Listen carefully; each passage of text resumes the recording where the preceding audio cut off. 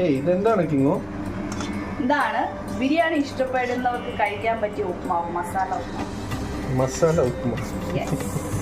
മുളക്, മല്ലി, മഞ്ഞൾ, വീട്ടിയിരിക്കുന്ന എല്ലാ മസാലയും ചേർത്ത് കുറച്ച് ഗരം മസാലയും കൂടെ ചേർത്ത്, ഇനി ചിക്കൻ മസാല നിങ്ങളുടെ കയ്യിലുണ്ടെങ്കിൽ അതും കൂടെ ചേർത്ത്, കുറച്ച് തക്കാളിയൊക്കെ ചേർത്ത്, മല്ലിയിലയും ചേർത്ത്, നെയ്യും ചേർത്ത് വഴച്ചെടുത്തത്. ഇപ്പോഴത്തെ തിളച്ചോണ്ടിരിക്കുന്ന വെള്ളം കണ്ടോ?